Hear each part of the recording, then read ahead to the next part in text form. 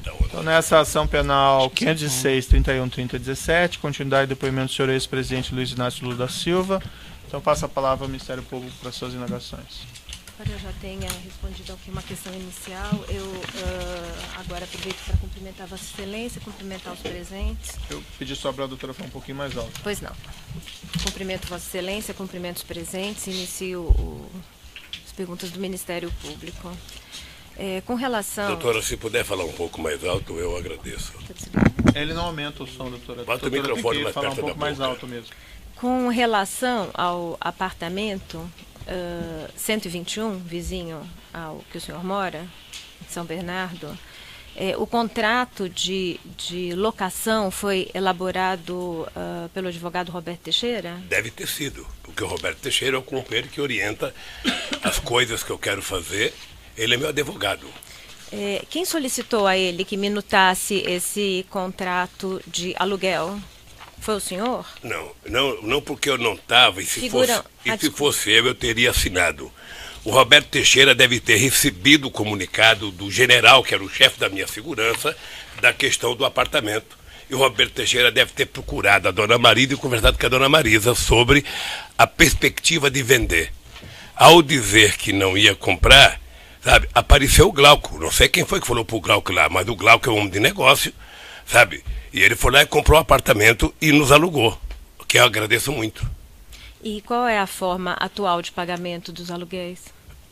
Eu agora estou pagando, depois que a Marisa morreu, eu estou pagando diretamente.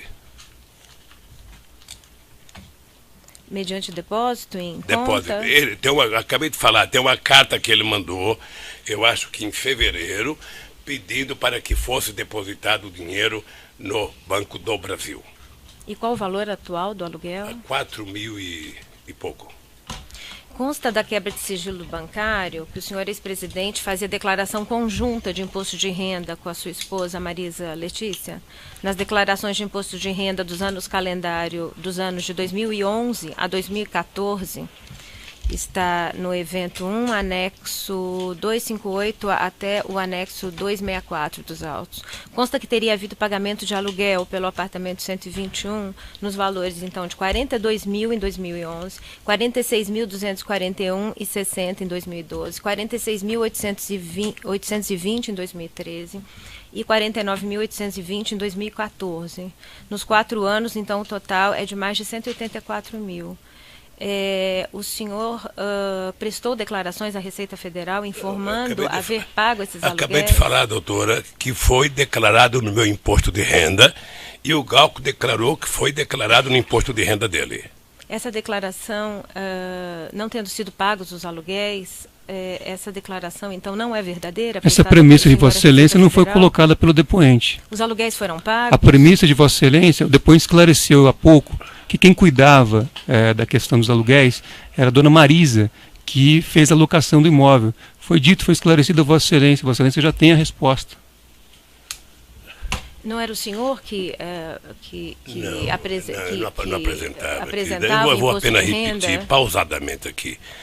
Eu não tratava dos meus assuntos caseiros. Inclusive, quem fazia o acerto, juntava a papelada para a declaração de imposto de renda, era a minha querida esposa. O senhor tinha um contador para apresentar esse imposto de renda? Tem um contador. Como que é o nome do contador? João Leite? Consta dos autos, né, um bilhete do escritório de Roberto Teixeira com informações sobre um somatório de aluguéis. O senhor tem conhecimento desse documento que está nos autos? Não. Ele orientava com relação a como declarar seu imposto de renda? Orientava. O senhor Roberto Teixeira? Primeiro, quem fazia a minha declaração de imposto de renda até 2000 e pouco era lá em São Bernardo. Depois eu passei para fazer no escritório em São Paulo, que fazia dos meus filhos também. Eu não compreendi. Então, o escritório do senhor Roberto Teixeira o auxiliava na preparação do seu imposto? É que esse escritório de contabilidade trabalha para o escritório do Roberto Teixeira. Certo. Nas respostas escritas que o senhor ex-presidente prestou durante as investigações, está no anexo 273 do evento 1. O senhor ex-presidente disse que o pagamento do aluguel do apartamento 121 era realizado com emissão de recibos. O senhor disse isso expressamente. Era o que eu tinha conhecimento. Mas o senhor disse isso sem ter os recibos à vista? Vamos, veja, se havia declaração no imposto de renda do Glauco, que havia declaração do imposto de renda na minha contribuição, tinha que ter um recibo de pagamento para declarar. Tá? O senhor afirmou existir esses recibos quando prestou declarações escritas na fase de investigação. Deve ter o recibo, sim. O senhor informou isso sem estar com os recibos à sua vista? Deve ter o recibo não fica comigo. Mas isso pode ser pego, enviado, se é para o Moro ou para a senhora. O senhor não achou relevante juntar esses recibos? Não, porque eu sempre tive... Se Vossa Excelência quiser questionar a defesa em relação ao papel da defesa, eu estou aqui para esclarecer. Agora, me parece um pouco inapropriado o Ministério Público pretender questionar aquilo que está a cargo da defesa. A pergunta fica mantida, a pergunta é relevante, sim. Então, a defesa técnica orienta que o depoente não responda, porque as questões da defesa técnica, quem responde é a defesa técnica. Quiser refazer a pergunta ou ir para a próxima? O senhor não achou relevante juntar esses recibos nos autos? Mais uma vez, a defesa técnica orienta que não responda, porque isso já foi esclarecido. É preciso, então, que o depoente diga se não vai responder, não é isso? Isso já foi esclarecido. O senhor não vai responder? Não, então eu não vou responder, doutora, porque eu já falei 3 vezes, a senhora repete a mesma pergunta. O senhor Glaucus da Costa Marques, ouvido nestes autos, relatou aqui em juízo que Roberto Teixeira o procurou em 2015, quando ele estava inclusive hospitalizado, para dizer que o aluguel do apartamento 121 passaria a ser pago. Quem orientou o Roberto Teixeira a procurar Glaucus e dizer isso? Foi o senhor? Mas o Roberto Teixeira não procurou o Glauco, pelo que o senhor Roberto Teixeira também estava internado. Na mesma época que o senhor Glaucus estava para um tratamento de tireoide? Assim. Então, ninguém, deixa eu lhe falar uma coisa, doutora. Ninguém, eu até ontem no depoimento do Glauco, até a semana passada no depoimento do Glauco, eu tenho clareza, certeza, que o aluguel estava sendo pago do dia 1º de fevereiro ao último dia 1º agora. Tá? Para mim foi surpresa, porque o Glauco nunca reclamou para mim de que não estava sendo pago até 2015. O senhor... Porque a senhora há de convir. O senhor José Carlos Bonlai também não o fez? Não. Quando os proprietários do apartamento 121 notificaram a Presidência da República em 2010 que pretendiam vender o apartamento, o senhor, ex-presidente, adotou alguma providência? O senhor falou com o Roberto Teixeira sobre esse apartamento? Não, o Roberto Teixeira comunicou que o apartamento, que ele estava querendo vender o apartamento, e depois comunicou que o Glauco tinha comprado e queria alugar o apartamento. E foi feito contato com a dona Marisa. Isso. O senhor Antônio Palocci relatou em juízo, aqui na estação penal, que o senhor ex-presidente lhe disse em 2010 que havia gostado de usar o apartamento 121 e estava pensando em comprá-lo. O senhor ex-presidente tinha esse interesse? Disse isso a Palocci? Palocci disse o quê? Que o senhor lhe disse em 2010 que havia gostado de usar o apartamento 121 durante o período em que a presidência da República mantinha o contrato de aluguel com os proprietários e estava pensando em comprá-lo. O que menos a Marisa queria era continuar morando naquele prédio. A Marisa ficou lá por insistência minha de não querer sair de São Bernardo do Campo, que é a minha origem, porque eu estou próximo do sindicato que me fez fazer política e crescer na política, por isso que ela ficou lá. Mas jamais a Marisa iria admitir comprar o apartamento. Na verdade, ela queria mudar de lá.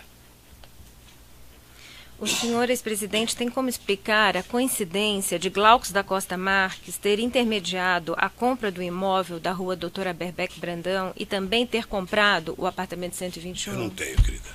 Coincidência não é comigo.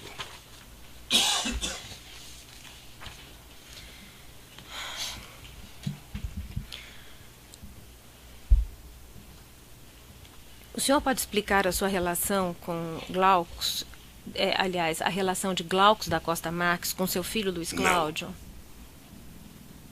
Eles não têm nenhum relacionamento? Ter relação, mas eu não sei explicar.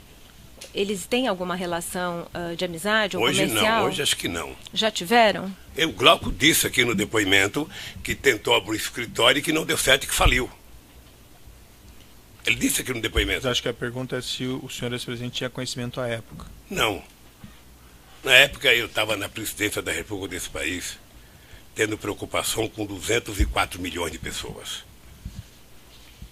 Certo. Glaucus da Costa Marques era proprietário da empresa Billmaker 600 e na sua residência, na residência do senhor ex-presidente, lá em São Bernardo, foi arrecadado um contrato de opção de compra de cotas dessa empresa Billmaker 600, datada de 16 de dezembro de 2009, em favor de seu filho Luiz Cláudio. Isso está no evento 1, anexo 280. Não sei se o senhor quer ver esse documento. Tem a menor noção, querida. O senhor pode explicar por que seu filho Luiz Cláudio tinha esse contrato com Glaucus? Eu não tenho como explicar. Se eles tinham escritório junto, se eles tinham montado o escritório em São Paulo, pode ter explicação. O que eu sei, pela declaração do Glauco, é que a empresa faliu por falta de serviço. Aliás, no meu tempo de governo, a coisa mais comum nesse país era a pessoa montar empresa. Todo mundo pegou mania de virar empresário. Sobretudo quando nós legalizamos e formalizamos o microempreendedorismo no país. Né? Acho que foi o maior período de criação de empresa. Todo mundo queria montar uma empresinha. O senhor tinha conhecimento que sócios dos seus filhos eram também sócios de Glaucus da Costa Marques, que utilizavam o mesmo endereço comercial dele? Não. A MSC era um sócio, só poderia utilizar. Agora, algumas indagações com relação ao imóvel da rua Aberbeck, Brandão, e inicialmente... É para isso que eu vim aqui. É objeto da acusação também a questão da aquisição do apartamento vizinho. Por isso as perguntas que foram formuladas anteriormente ao senhor. Se a suposição de vocês, ilação de vocês, sabe por quê? O que menos preocupa vocês agora é prova. Certo, senhor ex-presidente, talvez o senhor esteja um pouco rancoroso, mas assim, é a oportunidade que o senhor tem de responder essas questões. Mas eu não estou rancoroso, eu não estou rancoroso. Então é natural que sejam fico preocupado, doutor Moro, eu fico preocupado quando as pessoas inventaram uma história e tentam a cada momento transformar aquela inverdade em verdade. Certo, mas veja, senhor ex-presidente, é a oportunidade que o senhor tem de responder essas questões. Eu tenho muita experiência. Certo? Perfeito. Sabe, eu tenho muita experiência. Então, quando você senta numa mesa, qualquer que seja a mesa, com mais gente para fazer negociação, ou você senta com a disposição de trabalhar seriamente, fazer a apuração corretamente, ou você senta com a disposição de que não vai dar certo, ou senta com a disposição de que vai dar certo. No caso do Ministério Público, eu já disse mais de uma vez para o senhor. Sim, eles contaram uma grande mentira com o PowerPoint. Perfeito. Não o Ministério Público, mas o Ministério Público da Lava Jato. E eu quero ver como é que eles vão sair dessa. Não, já entendi esse seu ponto, senhor presidente, mas eu peço que o senhor responda. Eu vou responder as perguntas. Se o senhor não quiser responder, o senhor não responda. Pois não, eu então prossigo. O senhor ex-presidente pode explicar como surgiu a ideia de criar o Instituto Lula? Quando foi isso? Não, eu tinha o Instituto Cidadania, criado em 1992. Mas em que momento do seu mandato presidencial? Foi de lá que eu saí candidato a presidente da República. Foi de lá que eu perdi 2 eleições. Tá? Quando eu deixei a presidência da República, nós fomos discutir se ia criar uma fundação ou ia criar um instituto. Optou-se pela criação do instituto. Eu optei voltar ao Instituto Cidadania para que, estando lá, a gente pudesse discutir o que fazer. Como construir o tal de Memorial da Democracia, sabe? E ficamos pensando nisso e fomos procurar terreno, fomos procurar os móveis que eu já falei, sabe? E aí o Paulo Camoto pediu para visitar esse terreno. Mas a ideia de criar o Instituto, sabe, ela aconteceu depois que eu deixei a presidência da República. Porque se eu quisesse pensar antes, eu teria feito como outros presidentes, ter feito dinheiro enquanto estava na presidência.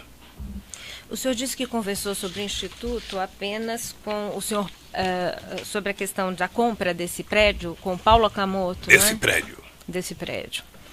E com relação ao senhor Emílio Odebrecht, o senhor conversou a respeito do prédio, da ideia e da ideia do Instituto? Nunca. Nunca. Eu vou repetir alto e bom som.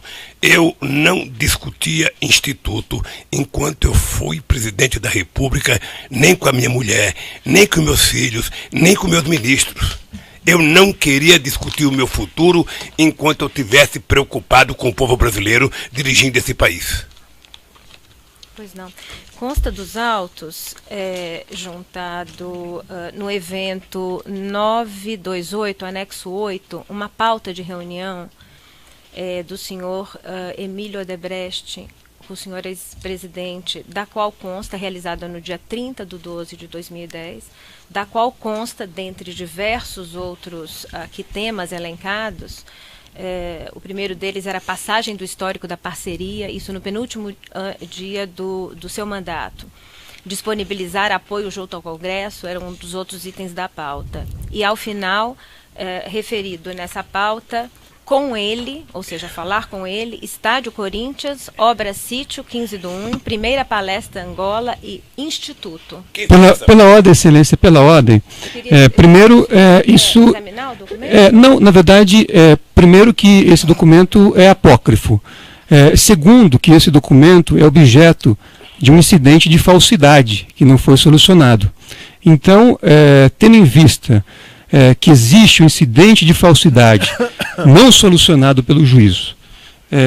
Então, me parece que esse documento... Essa pauta de reunião? Este documento foi juntado no dia 30 deste mês pelo senhor Marcelo Odebrecht.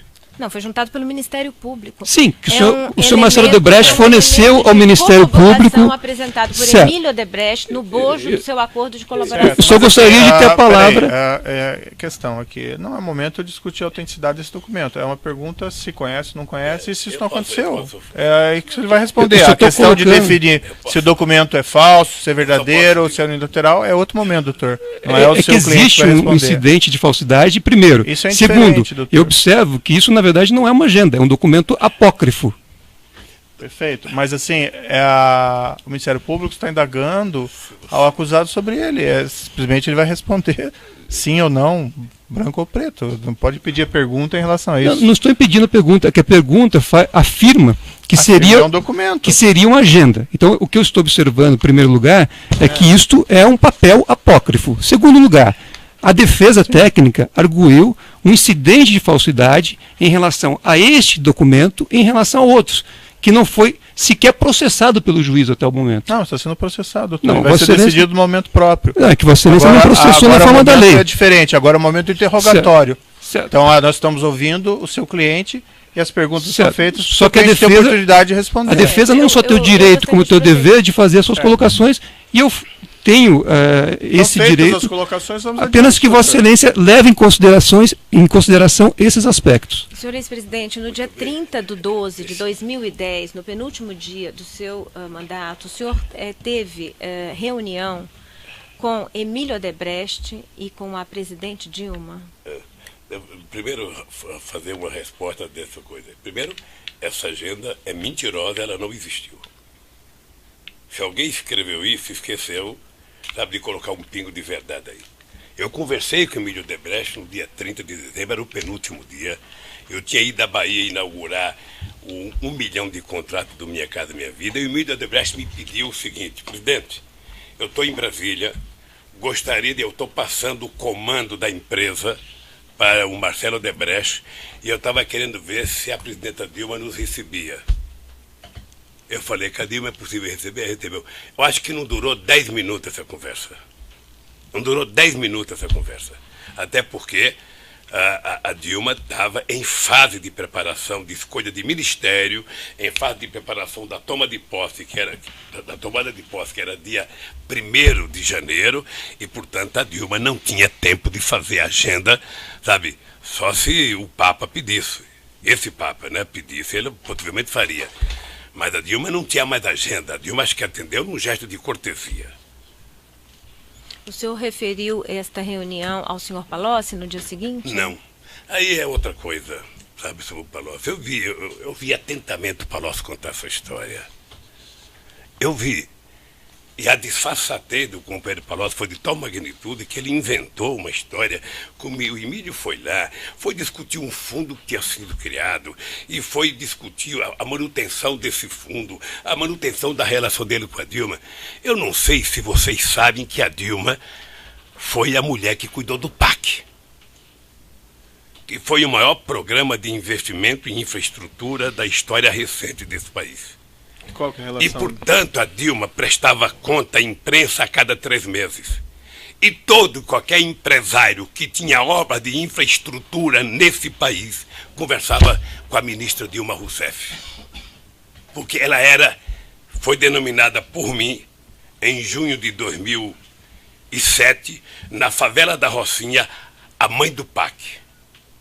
E eu exigia que ela tivesse entrevista coletiva a cada 3 meses. Certo, senhor presidente, mas aí está saindo do objeto. Não estou saindo do objeto, não. Isso faz parte do objeto. Não, mas não sei não faz parte. Doutor Moro, faz parte do objeto coletiva. Saber a relação da Dilma com as pessoas. Não, mas então, diga mais diretamente a relação da Dilma com o senhor Emílio ou com o senhor Odebrecht. Não tem cidade de a Dilma tinha relação com as empresas, porque a Dilma era a ministra que cuidava do PAC.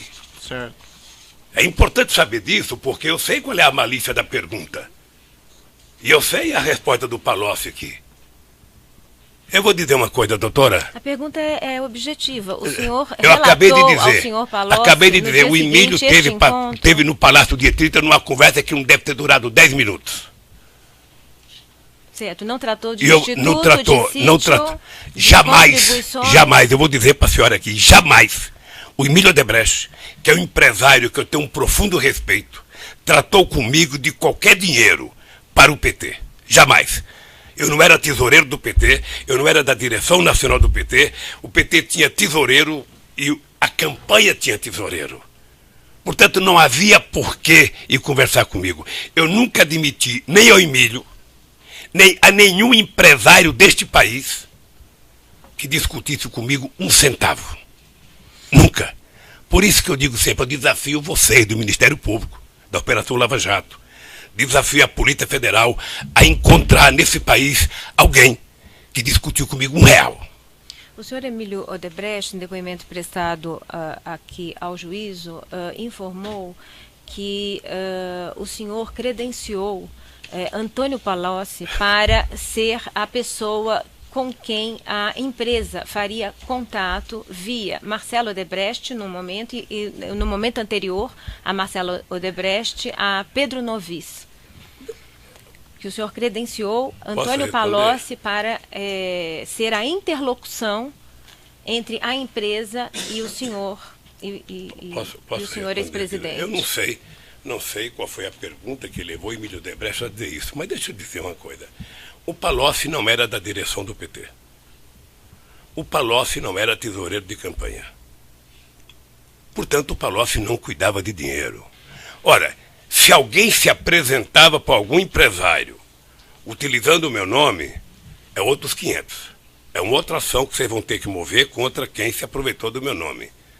Mas nunca foi dada autorização ao Palocci, a quem quer que seja, para negociar recurso com qualquer empresário nesse país. Se alguém quisesse conversar com finanças, fosse procurar o tesoureiro da campanha. O tesoureiro que tem endereço fixo, que prestou conta da campanha, que entregou na Justiça Eleitoral, ou se quiser conversar com doação ao PT, sabe, procurar o tesoureiro do PT. O senhor realizava reuniões frequentes com o senhor Emílio Odebrecht? Muitas reuniões com o Emílio e com todos os empresários. Eu vou repetir. Qual era a frequência anual das reuniões com o senhor Emílio Odebrecht? Eu criei o Conselho de Desenvolvimento Econômico e Social.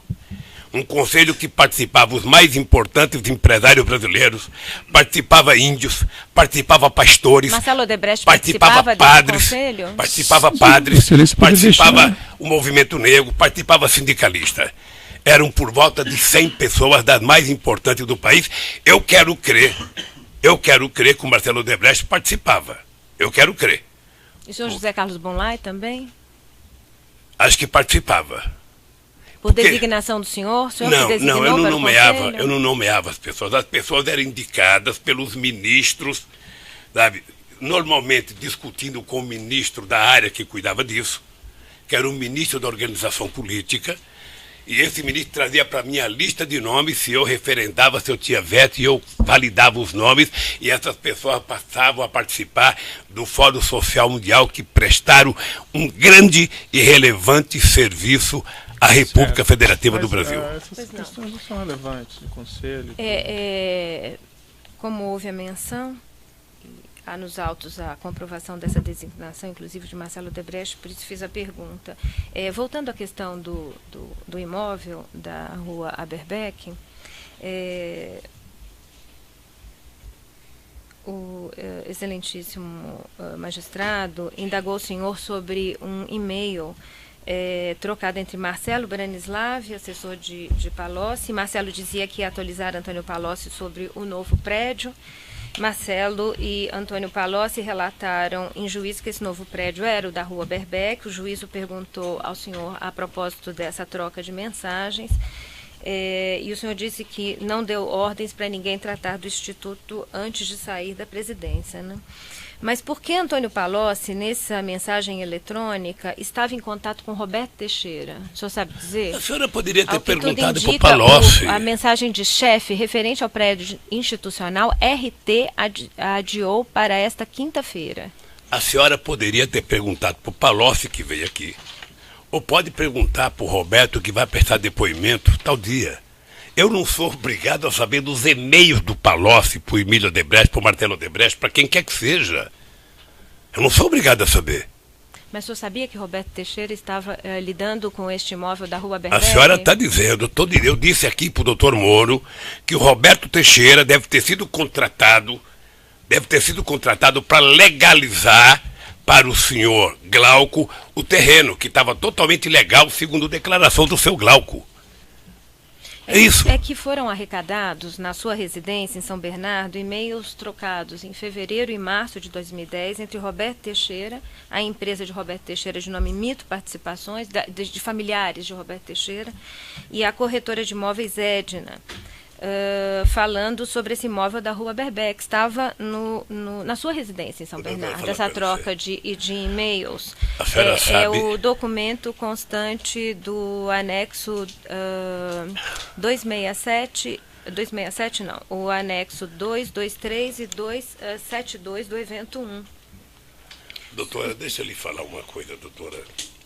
Se o senhor desconhecia a existência, a participação de Roberto Teixeira com relação a esse imóvel, só deixa eu terminar a pergunta, como doutor. Esses e-mails, como o senhor explica que esses e-mails tenham sido arrecadados na sua residência? Veja, eu não uso e-mail, porque não uso computador, por segurança. Tá? Tinha um presidente da República que dizia assim: se você quiser fazer as coisas e não quiser ser bisbilhotado por ninguém, não fale por telefone, não converse em restaurante. Caminhe com a pessoa e vá falando na estrada. Então, veja, eu não tenho e-mail, Marisa não tem e-mail. Ora, se um e-mail estava lá em casa, pode ter sido alguém que levou para dizer o seguinte: olha, é uma cópia do documento. Eu não sei quem levou. Eu não sei quem levou. A senhora tem que esperar a resposta. A senhora interrompe a resposta. Eu não quero polemizar. Eu não quero polemizar. A senhora está fazendo a pergunta, a senhora tem que aguardar a resposta. Doutora, ele está desenvolvendo o raciocínio. Então a senhora pode aguardar o termo da resposta. Eu não quero parecer delicado com a senhora. Eu vou interromper um minutinho aqui. Então, responda.